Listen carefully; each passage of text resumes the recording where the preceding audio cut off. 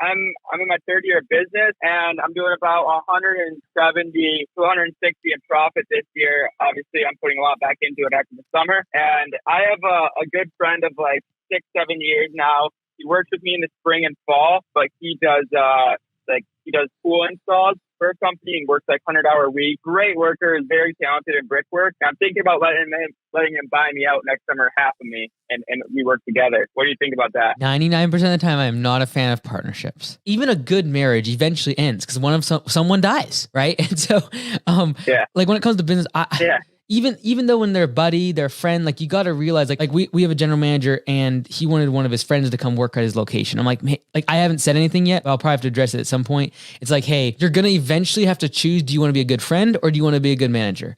Right. And when it comes to, your relationship with him, you have to realize that you've got to be willing to walk away from the relationship for the sake of the business if you're going to become a business partner. And because there's gonna be times you guys disagree, and then you got to see each other at like the party, and that's not fun. And I've seen so many partnerships fail and mess up. Maybe I'm just, I have bad memories, PTSD of them, but I don't have any partners. I don't recommend people getting into partnerships unless they're going to bring so much value and you literally can't do it without them. It sounds like you have a good thing going. Why would you give 50% of that away unless they're giving you a ridiculous valuation to buy in?